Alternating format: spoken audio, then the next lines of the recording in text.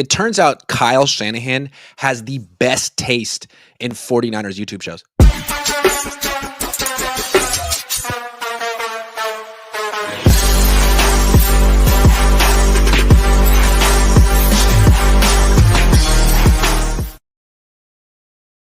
What's up? Welcome to another very special episode of LaCohn and LaRocca. That's Tyler LaRocca. I'm Grant Cohn, and you may not know this, but this allegedly is Kyle Shanahan's favorite show, not just on YouTube, but in general. He's a big fan of Tyler's sort of shoot from the hip, you know what I mean?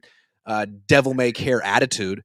And he also likes the questions that I ask. Last week, I asked Kyle Shanahan about Ricky Pearsall, and I noted that he was running, sprints on the sideline and shooting jumpers in the locker room. Clearly, that doesn't mean he's healthy, I said, but it looks like he is to the untrained eye. Could you explain? And then magically, he played last week. It's like, wow, it's so incredible how quickly things moved after I asked that question. And then today, someone else asked, like, so what was that all about with Ricky Pearsall? Like, were you just adamant about not playing him until he was 100% ready? And then Kyle said this. He says, it wasn't that I was adamant about it. You guys just asked a more detailed question. And I think Grant said he was healthy because he saw him shooting hoops. And I said, that's not what I said. And he says, you said, what's wrong with him because he's shooting hoops in there, even though you can shoot hoops in a wheelchair, which is a really good line. I got to give him that. You can't shoot hoops in a wheelchair, but you can't shoot jumpers, which was the key verb. What do you think of Ricky Pearsall getting right back on the field after that incredible Pulitzer Prize worthy question? And why do you think he didn't get the ball? I'm not going to lie. You've actually asked some heaters the last couple weeks. Thanks. The Ricky one and then the Brock Purdy, what makes you so confident he's ready this time if you were confident last time? Those were both pretty good. I think the best YouTube show around, and it's hard to miss. And you obviously asked the best questions because Kyle was thinking about that, throughout the week. He wasn't even thinking about the game. He was thinking about you and your question. So he threw Ricky out there, and maybe that's why he didn't get a target. He's like, I'm going to show Grant.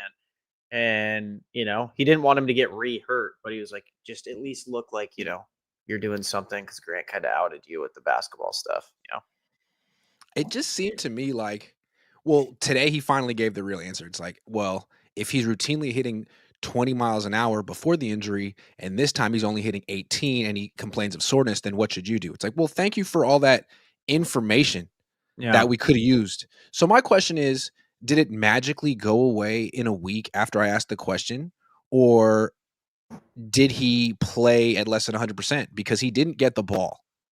Yeah, I think it was probably a little bit of both. Did you see the thing Chase posted about the Niners doing things really weird in terms of recovery and strength and conditioning and stuff? No. He was saying that he knows someone in training, strength and conditioning in the NFL that kind of knows. Apparently, it's a big thing that the 49ers are they do things their own way, as he put it, and his source put it.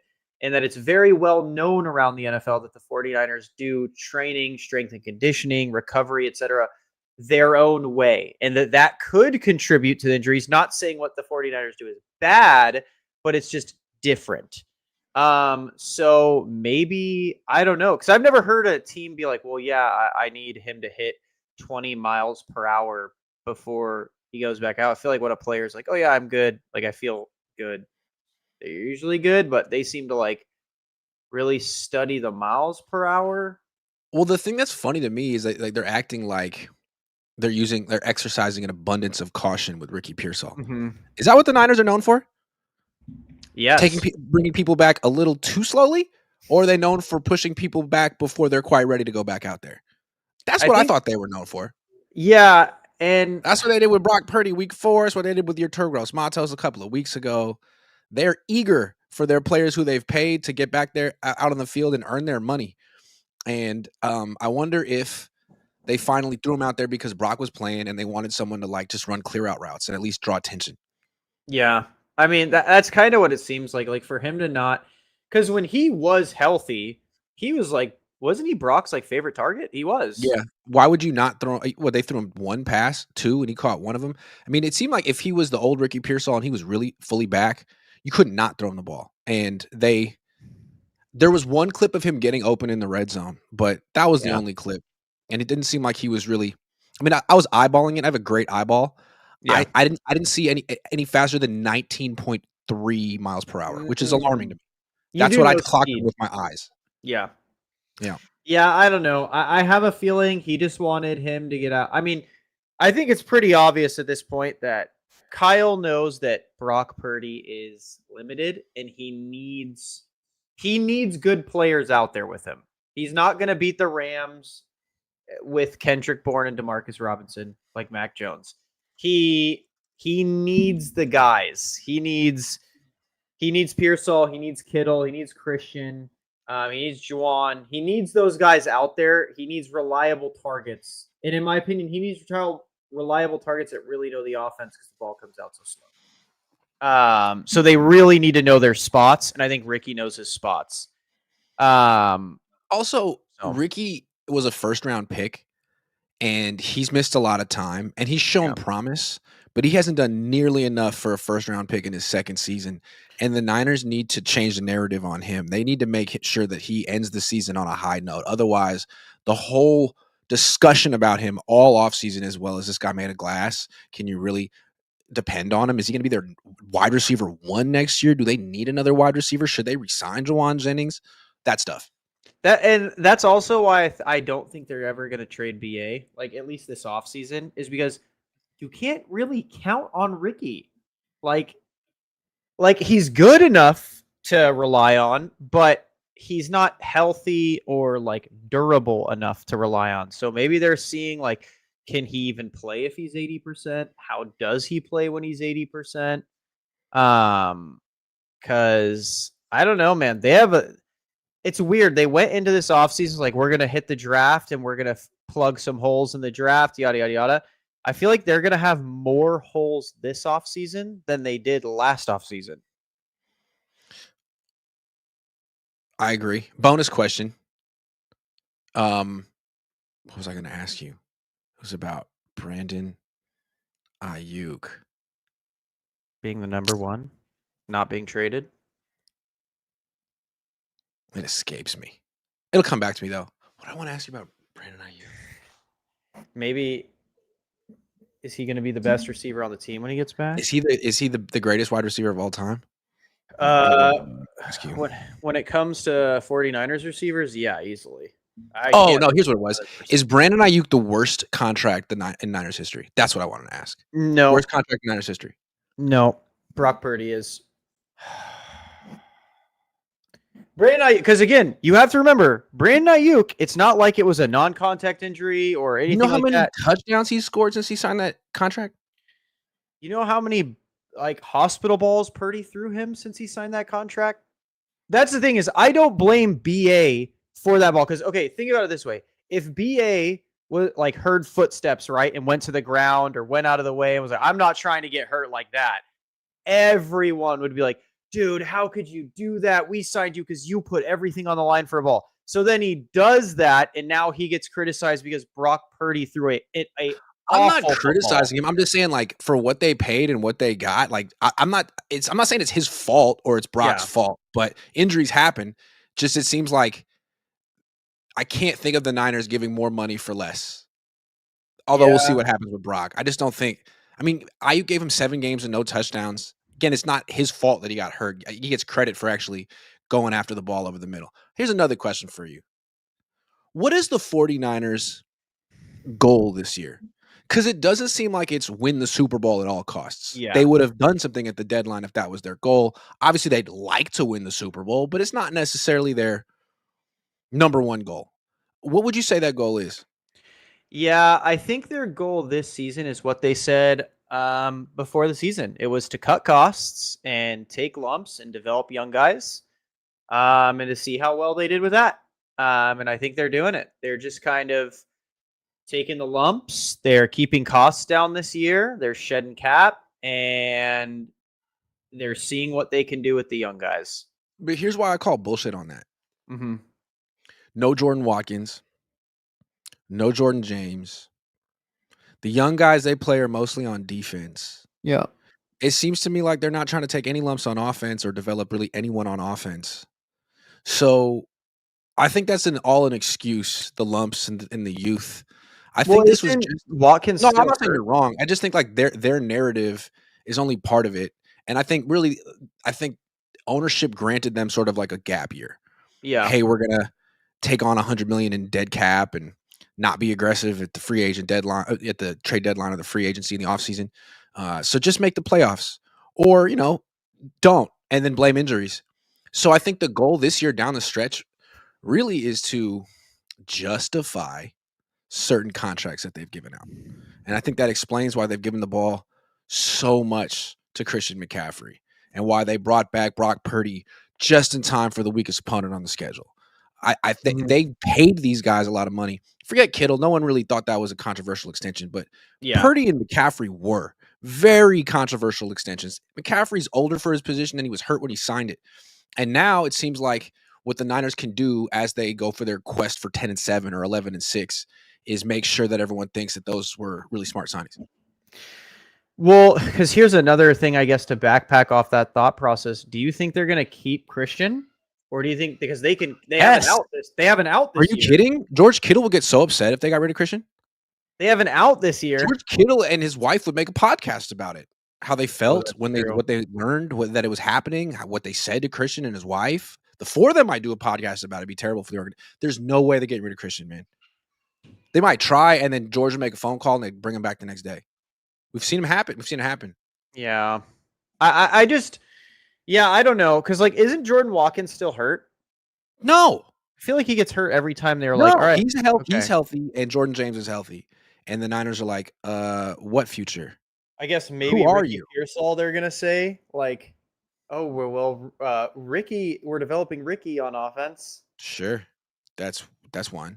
Yeah, Jake Khan I just seemed like someone who could be part of the future. They put him right back on the back burner so that Juszczyk could play. He's 40. I just feel like this year is showing how bad whoever is drafting is at drafting. I'm not going to pick on any one person, but whoever's been drafting is not very good at drafting. It isn't that the Niners problem that we don't even know who drafts, that they're so bad at it that no one ultimately takes responsibility and Yeah. ownership of anything. And isn't it funny that like the Niners plan is to go young and to take lumps and essentially spend hella money on 7 players, including Brock Purdy and Brandon Ayuk, and fill out the rest of their roster with guys on rookie deals that they drafted? Only problem is that they suck at drafting. Yeah, that's why I didn't understand their hesitation to like give away picks and the fans like, well, I support it. Why? We You don't suck draft at well. drafting. Suck Yeah, at we drafting. don't draft well in the first and second rounds. I don't understand why everyone treats like certain GMs should not treat their draft picks as gold. Like John, your draft picks are like a 10% hit rate in the first 2 rounds. Like they're Yeah. bad. They are bad. Yeah. So why are you acting like, well, we can't give that up for like a Quinn and Williams? Why? He's gonna. I can. When was the last Almost, time you drafted a defensive lineman as good as Quinn Williams? I can almost guarantee he's going to be better than whoever we're going to draft at the first or second round of next year. And you know they're going to take a defensive tackle. He's better than Alfred Collins, and he's better than Michael Williams. I would have traded those two for Quinn and Williams. Yes. So, like, I don't understand the thought process. I would trade Ricky Pearsall and Alfred Collins. I just feel like this season, everyone's already given the Niners a pass. Their fans, the media, they have injuries. If they go 9-8 and miss the playoffs, people will say, "Oh, poor Niners." Yeah. What a gutty season they had, given all of their misfortune. And if somehow not somehow, but if they make the playoffs, people give them a freaking parade. So, given that they have all this house money and no pressure, they can sort of mess around and massage the narrative the way they want in the process, which is offensive player of the year for Christian McCaffrey, incredible, whatever, like setting Brock Purdy up for good stats. I mean, bringing him back for this 4-game stretch, he should have really good numbers by the time he's done with Tennessee. Yeah, So, depending on how well he plays against the Panthers and the Browns, which I will say the Panthers are the only team worse at getting to the quarterback than us. So I don't want to hear offensive line complaints. well, let me ask you this. Are you more confident in Brock after this, big return against the Cardinals? It's the Cardinals on one hand, but on the other hand, 3 touchdowns, no picks, Yeah. 41 points. Are you more confident in him? So here's my thing, and a lot of people got mad at me for this, but he still looked the same as when he was turning it over. It's just he was playing fourth stringers. Like he threw like 4 to 5 really bad balls that if you play any other team with a starting set, even the Cardinals with a starting secondary, they're picking it off. Um, like he couldn't finish drives on short field again.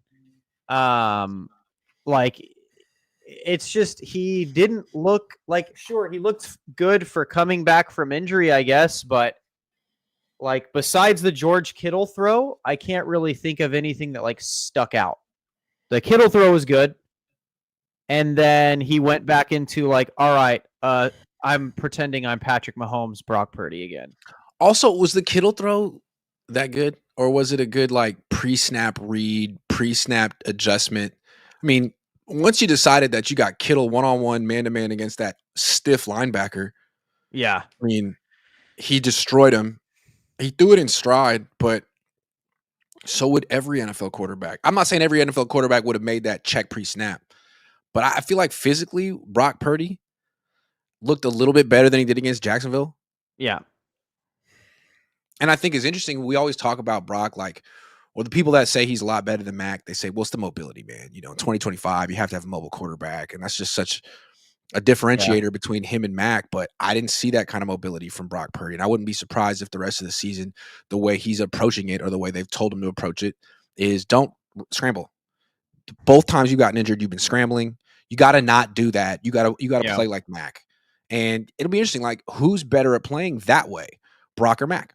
yeah. It's definitely Mac, but like, and that's the thing is like, sure, Brock Purdy beat up on a team that looks like they're completely giving up, but like at the end of the day, dude, like one, the issue is if they had a competent offense like the Panthers are going to have, it's not going to be that easy, right? You can't just continually not score in short field and just come away with field goals and beat teams like Carolina, possibly even the Browns, because they're going to have a way better defense. Like the Rams for sure, the Seahawks for sure.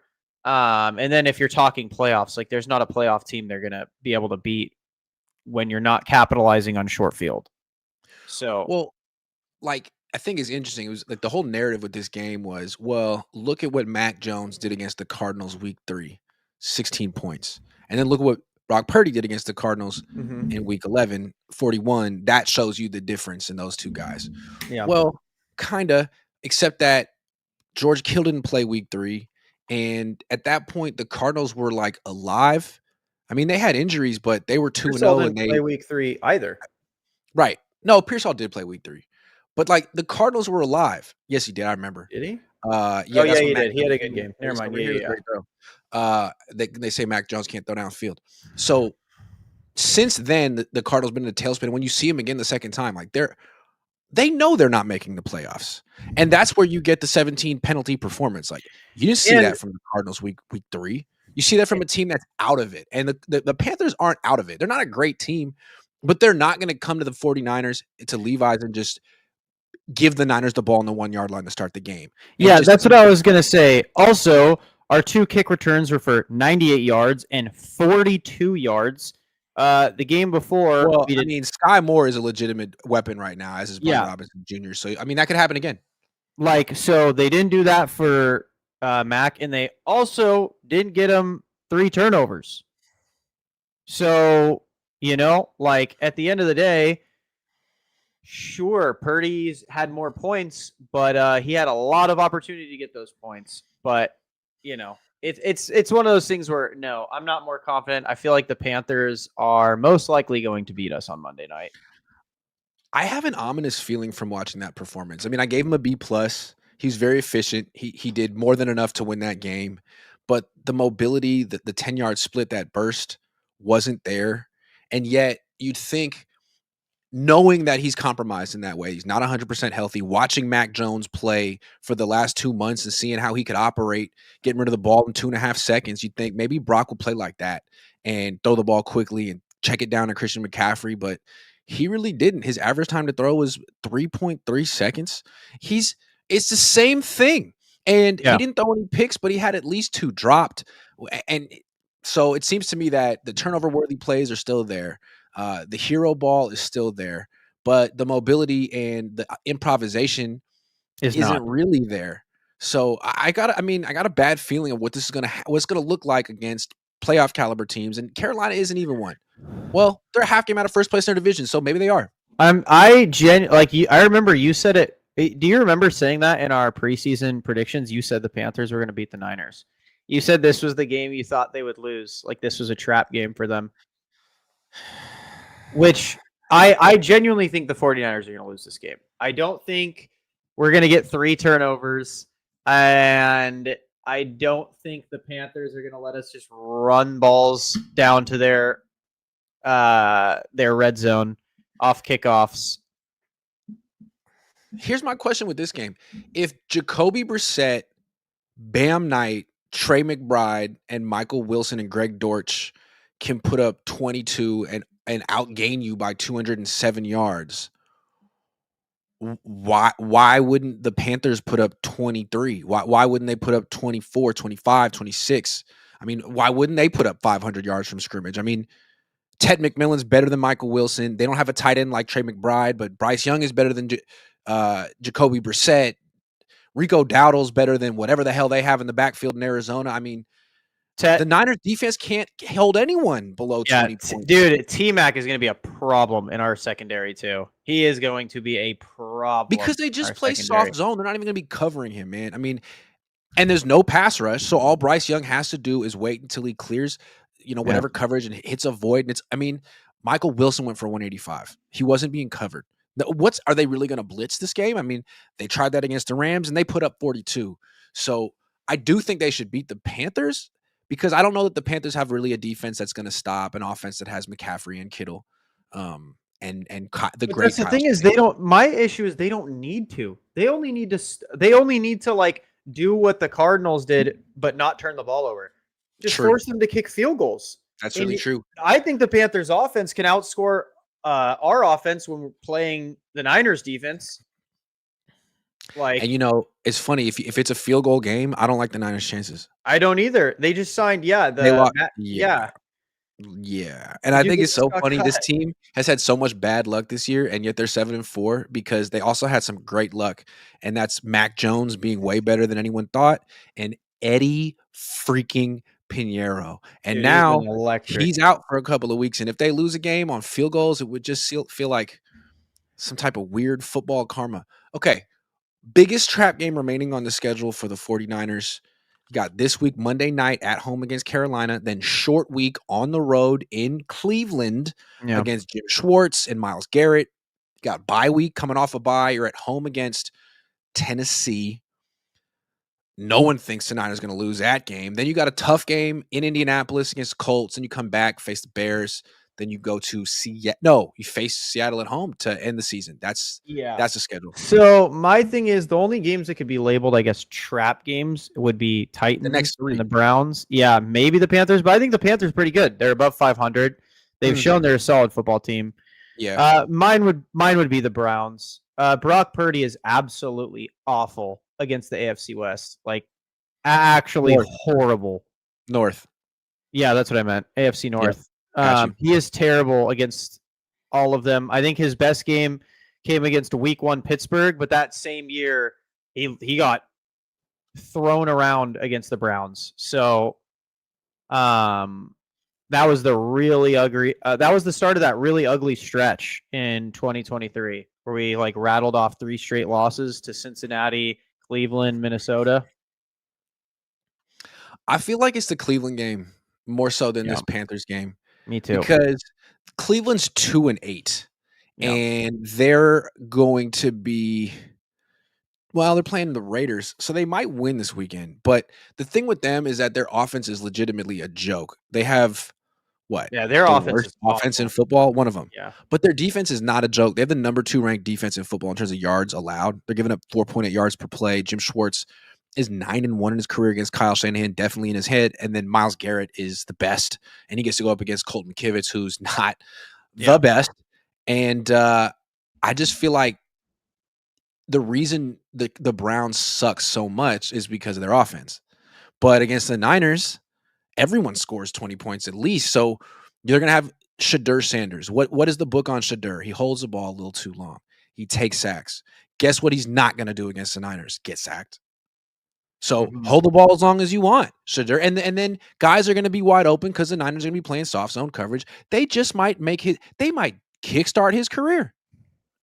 Yeah, I the Browns game again. He got tortured by the Bengals, Ravens, and the Browns. Brock Purdy doesn't like playing the AFC North. That's a no fun zone for him.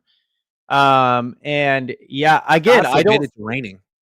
Yeah, I don't think he even has to like. They don't even need their offense. They just let Brock Purdy do his thing and try and make mistakes. And they have a good secondary. They have Myles Garrett's going to be running at him. Like, I don't. That's going to be a really ugly game, regardless if they win or lose, in my opinion. Yeah, I can't wait. I think it's going to be really low scoring and really ugly. It's going to be a 10 a.m. start, if I believe, if I'm correct. Short week, cross country. I mean, In they lost Cleveland. to Houston. Houston's similar. Houston has a really good defense. Houston's offense was trash. No one really thought Houston would beat the Niners. They can't even block. They can't keep CJ Stroud upright. Oh, but they're facing the 49ers. Yep. Can't touch a quarterback. And all of a sudden, I mean, it was just And 13 play Quinshawn drive after Judkins is 13 play actually drive. good. What's that? Quinshawn Judkins has actually been playing good this He's year. a very good player. And I don't know. I don't know if Shadur Sanders is good or not, but I bet against the Niners he'll look pretty good because he'll be standing still. I feel like if you're Dylan Gabriel or Shadur, you want to play against 49ers defense.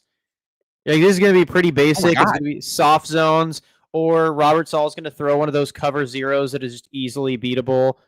Like, or you just pick on whatever linebacker's playing that day, to D. Winters, Dana Bethune, and just throw it to Judkins all day long, over and over and over.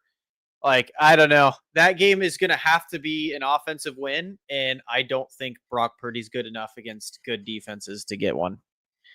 Well, look, today's episode is brought to you by Factor. So hang tight. We're going to give you a little Factor ad read, and then we'll come back with some more football talk. In addition to covering the 49ers 24/7, 365, your boy has fitness goals. I'm 37 years old, and I don't want to be a slob the rest of my life. I want to be the athlete that I was born to be. And so I'm going to the gym most days and working hard. But I need to not ruin all of my hard work by just ordering a pizza and calling it a day because I'm so tired and out of time from grinding so hard and covering the 49ers like no one else could. That's where Factor comes in. What is Factor? Factor delivers fresh, never frozen, chef-crafted, and dietitian-approved meals straight to your doorstep, ready to eat in just 2 minutes. Designed to support your wellness journey, Factor helps eliminate stress around cooking, planning, or cleanup so you can stay focused on your goals. Here's why Factor stands out. Unmatched convenience. Skip the prep and cleanup. Heat, eat, and enjoy in just 2 minutes. Also, nutrition that fits your goals. Choose from plans like Calorie Smart, Keto, Protein Plus, Vegan and Veggie, and more, all designed to meet your unique nutritional needs. Head to factor75.com or click the link below and use code COHNFB50 to get 50% off your first Factor box plus free breakfast for 1 year. That's code COHNFB50 at factor75.com to get 50% off plus free breakfast for 1 year. Offer only valid for new Factor customers with code and qualifying auto-renewing subscription purchase. There you go. There you go. I had Factor for dinner a couple nights ago. That's cinema. That's cinema. Yeah, that's right. A lot of production value. A lot of people help me with that. A lot of people want to thank. I don't have time to thank any of them though. Yeah. But yeah, go to I Factor. love Factor Use meals. promo code. Yep. All right, we got a couple super chats and we'll get back to the show. Jimmy says, "Can you do a stream and debate against a Purdy fan?" I'm a huge Purdy fan. He's been doing it for months. It's a good idea. I'll find one and I'll do one. I like that idea, Jimmy. Yes. Maybe stats? No, he doesn't want to stream with me anymore. Official BNA Music 88 says, "Tyler, our guy, T-Mac is about to eat." Yeah, that is one of the guys I thought Niners should have went for.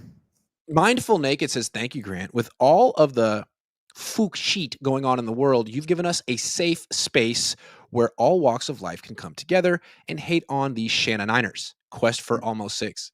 My football team name in my dynasty league this year is Quest for 1. I was trying to get that Quest for 1, and I won 9 games in a row, so maybe that's the quest they need to embrace. Sal, $5. Nice. Thank you very much. Next question for you, Tyler. Will the 49ers make the playoffs? So this one is a tough one because I'm looking at it, right? And our schedule's pretty easy. And if we look at it right now, the Niners are still in the playoff hunt. But you have the Lions right behind you.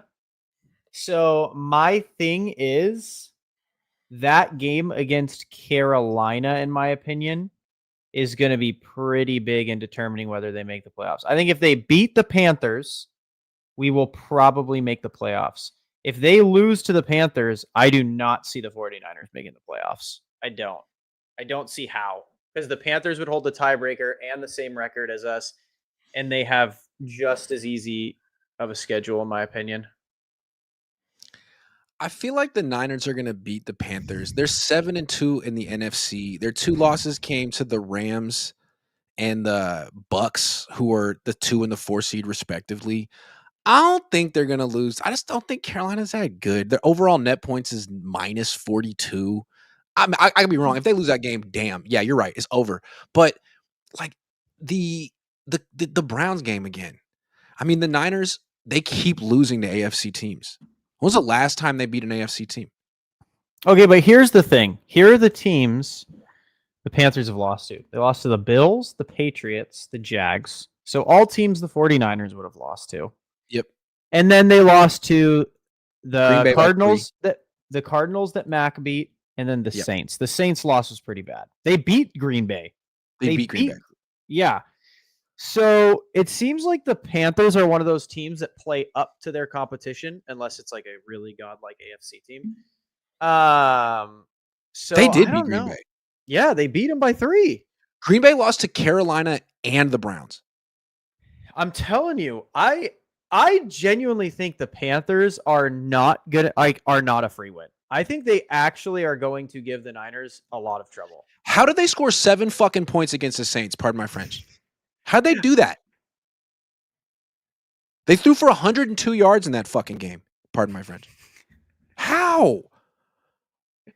Dude, they went 1, 2, 3, 4, 5, 6, 7, 8 games in a row throwing for fewer than 200 yards, and then they went for 419 through the air last week. What? Against the best pass defense. Yeah, against the best pass defense out there. Here's what I know about the Panthers, and it's only because of fantasy football, which is one of the good things about playing that game. You learn more about the rest of the league. Their whole offense their passing offense is Ted McMillan. And last week, they finally got Xavier Legette involved. He's on my dynasty team. He's been doing nothing, and last week he went for like 84 and a touchdown. So it seems to me that, against the Niners, he could be another threat considering they won't cover him or pressure the quarterback. Yeah, I'm telling you, man, I think I might have to throw a little wager on the Panthers winning this game. I'm not going to lie. And another thing about the Panthers, of all the quarterbacks the Niners are going to face down the stretch, he might be the best one. I mean, he's better than Sanders. Mm-hmm. He's probably better than Cam Ward right now. Mm-hmm. Is he better? Is he worse than Daniel Jones, or is Daniel Jones on a better team? I mean, is Caleb that game? I will say though, that Colts game is about. We are going to get our ass whooped, dude. The Colts are stacked. Yeah, the Colts are going to slam us. Tyler Warren too. Like, is Sam Darnold better than Bryce Young, or is Sam Darnold on a better team than Bryce Young? I don't know. Like, is Bryce Young gonna? Anyway, he's a talented player. He's coming off a good game, and the Niners make every quarterback look like John Elway right now. So it's something to consider. Yeah, I don't know. But with making the playoffs, it's in my opinion, it's dependent on this game. If they lose this game, they're not making it. They're not beating the Colts. That Browns game is a toss-up, and I don't see them beating Seattle. I kind of feel like they're going to miss the playoffs. I want them to make the playoffs. If they miss the playoffs, John has to get fired. I make more money if they make the playoffs. If they're playing in January, I'm streaming in January, and that's good. But I feel like they got to go 4-2 over the next 6. If they do they beat the Bears? I mean, they're supposed to win the next 3 and beat the Bears, and then they can lose to Indianapolis and Seattle and still make the playoffs at 11-6. But if they lose one of those games, they're supposed to win, and they're 10-7. It's no guarantee, and I feel like they're going to lose a game they're supposed to win. Maybe they go and beat Indianapolis and Seattle and offset it, but And I think here's the they're going thing to with the freaking lose to Bears. Cleveland. The Bears are only good in the fourth quarter. And that's Kyle's weakness. And like Caleb Williams to me is just so awful, but he's also like an incredible athlete. Yeah. And if there's no pass rush and he has forever, he's going to look great. It's going to look great. Especially a Ben Johnson offense with like forever. Like, yeah, Caleb, just relax. Yeah. So I kind of hope they make the playoffs. Not so sure they will. All day, every day, Kim says Brock must prove 2 things: that he's the best quarterback on this team and he's worth $53 million per. A lot of pressure on someone who just pulled Ocean's 11 heist. True. And a lot of pressure on the organization to make themselves look like they didn't get taken. Yeah, you guys have to remember, like, if Brock's contract fails, which I think it will, it also looks really bad on the Niners, which I think it will. And it looks bad. It doesn't look bad. It's like, it looks bad for Jed. It looks bad for John. It looks bad for Kyle. Kyle can't sidestep this one and be like, this wasn't who I wanted. Yes, it was. We heard what you said about Brock at the Super Bowl. Kilo TW says something just feels off about this Panthers game. And with Purdy not always having the best Monday Night Football performances, I wouldn't be surprised if the Niners lose. Hopefully I'm wrong. Is that true about Purdy on Monday Night Football? Let me look that up. I can find that out. Brock Purdy splits career. Let's see. Monday. He's 2-3. He's 2-3 on Mondays in his career. He 4 touchdowns, 8 picks. Oh shit. Yeah, give me the Panthers. You want to bet on it? I'll take you on in this. It's very interesting. I mean, saying they're going to lose to the Browns sounds good until you realize that the Browns are probably going to be like 2-9, and they could be in Cancun mode, and Shadur Sanders might be the worst quarterback in the league. I have no idea what to expect. But Bryce Young, 3rd year in the league, former number 1 pick, no joke. Too much sauce, not enough sauce. Says, does Jimmy G have a better huddle voice than Brock? Well, Kittle said him and Jimmy are up there. He didn't say Purdy was better than Jimmy. Of that being a thing until the Niners started talking about it. What else are you going to compliment? What else are you going to compliment? True. Stefan says, I'm richer than you, Grant. Here's almost $2. I appreciate it. Thank you. I'll take that. Okay. Moving way far into the future. Seems like the Niners are intent on trading Mac Jones in the offseason just to sidestep this quarterback drama and to make their quarterback room a little bit worse. Because why would they need a backup quarterback? Brock Purdy never misses games. So when they ultimately make the mistake of trading Mac Jones, what do you think they'll get?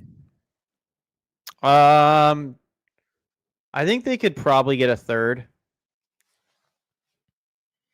You think they get a 2nd? Someone would have to be really, really desperate. And I don't see who that would be. I don't think the Vikings are that desperate. I don't think the Falcons might be that desperate. The Vikings might be that desperate. I mean, JJ sucks, and I saw this coming from a mile away. But what if they offer a 3rd and JJ? Would the Niners not even want him? I mean, I'm sure they'd take it. Why not? He's a rookie that could sit on the bench and just vibe. Let me say this though. I don't think the Niners want to trade Mac Jones to the Vikings. Well, yeah, because then they'll look like idiots.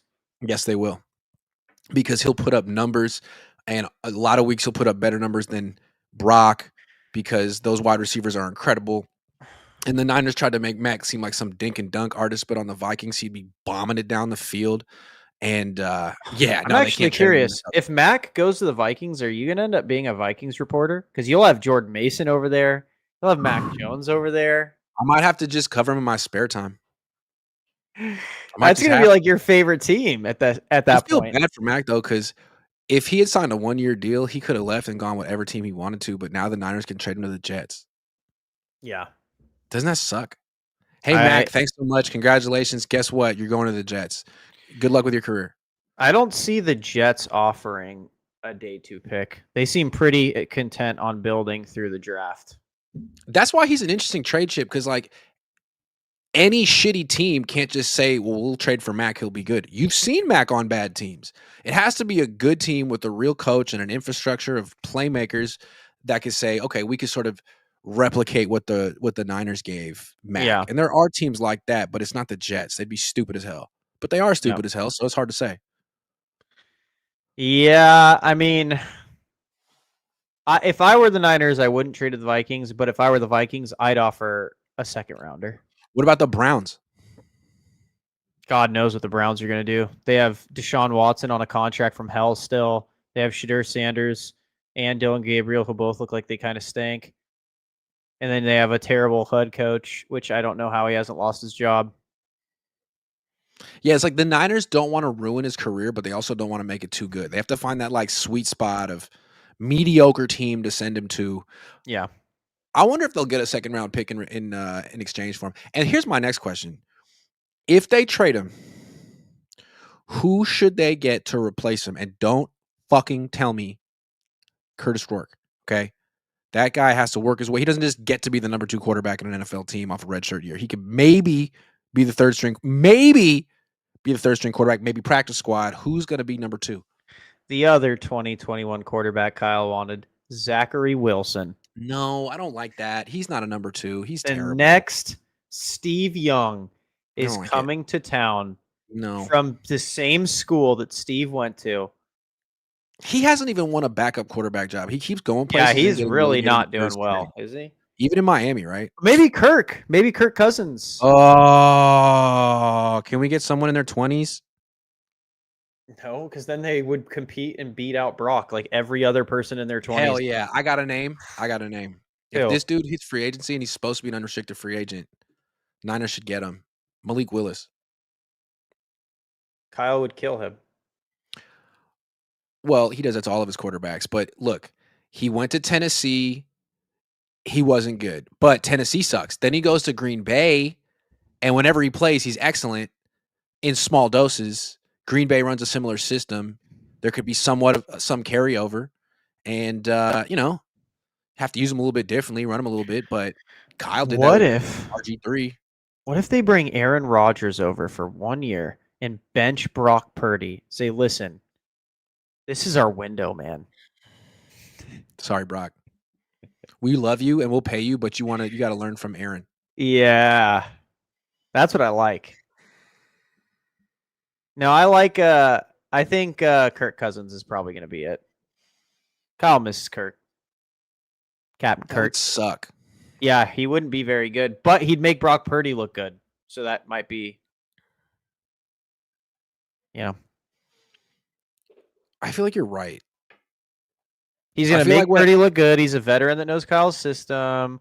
And yeah, I think not like competition. This year's been kind of rough for the Niners. Like they like the Mac Jones experience, but then it made the Brock Purdy experience kind of like precarious because it raised too many questions. It felt good at first, and everyone was praising Kyle about Mac. But then when they started asking questions about Brock, they wanted to shut that down. So instead of bringing in Malik Willis, who could like legitimately be better than Brock Purdy and beat him out in a competition, they'll just bring in some stiff and be like, we don't need a good backup quarterback this year, and it won't be as bad as Brandon Allen, but it'll be like Kirk Cousins.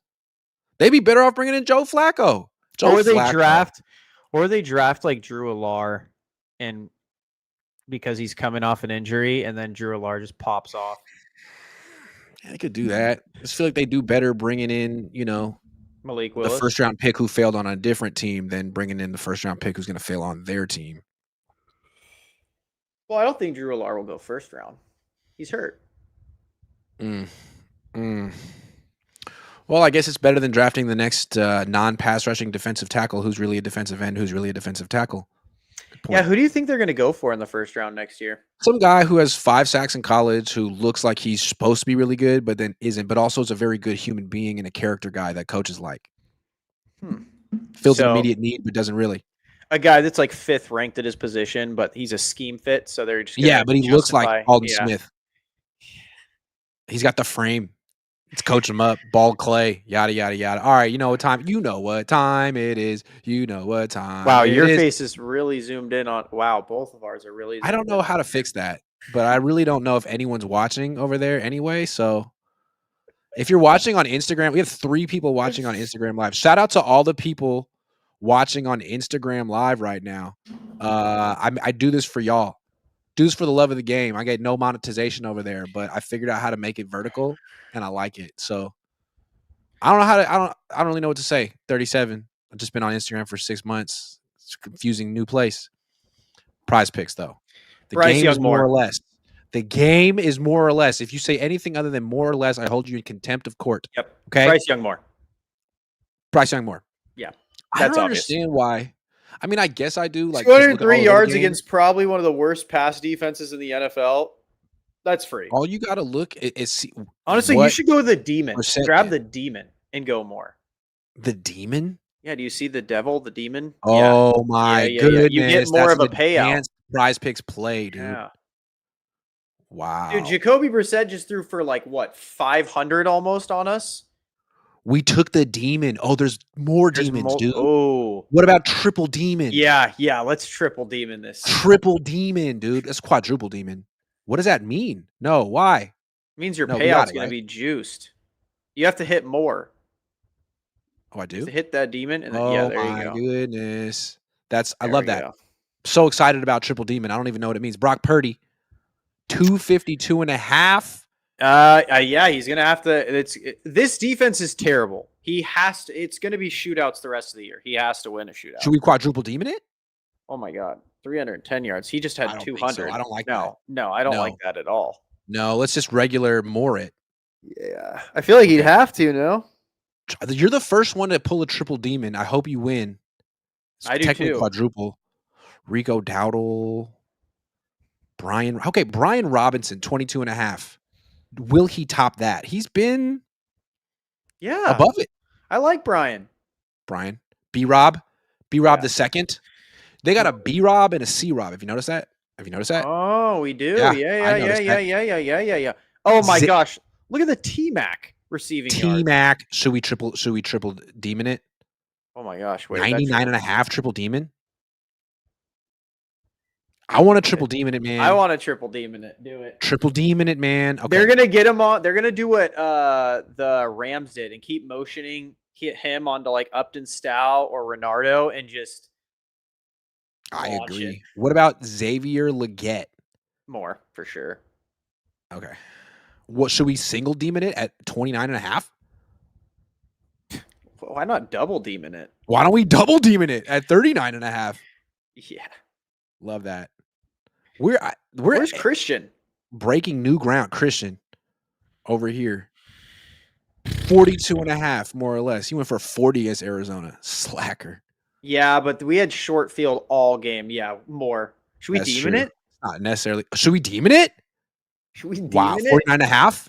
This payout's going to be incredible. Single demon. Okay, there we go. Hold on. Christian, B-Rob. Look at all those demons.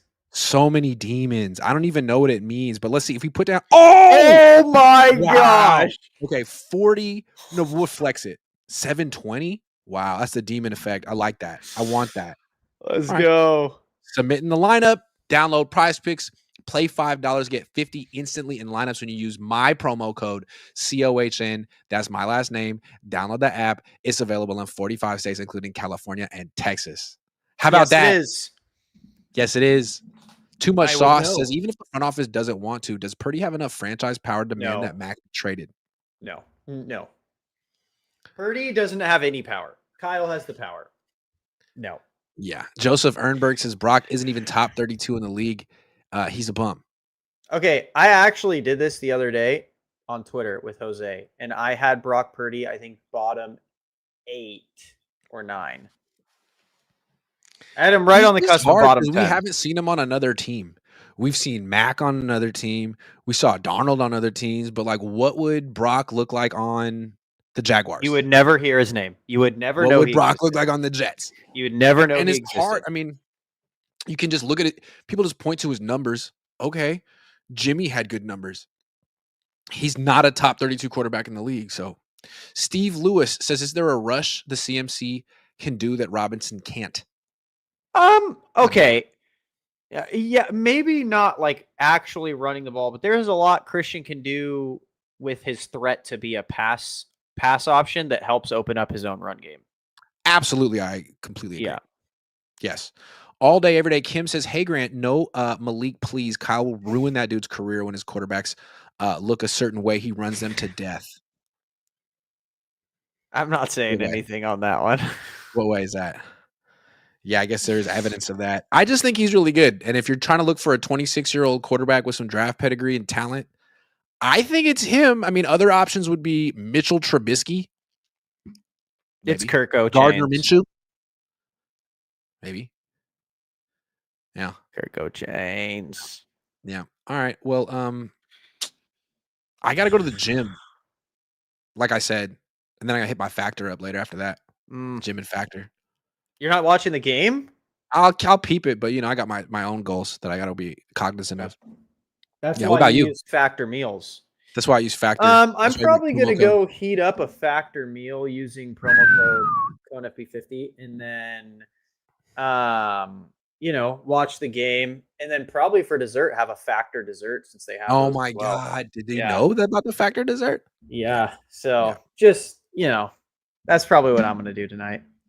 Well, I appreciate it. That sounds like a very sensible night and an Yeah, exciting night at the same time. yeah. I hope you guys enjoy your Factor meals if you're watching. I hope you're eating Factor meals while watching. Honestly, As we speak. All right, guys. I'll be back at Santa Clara tomorrow. Sala, Kubiak, Kittle, Purdy. Stay tuned. Thanks, Tyler.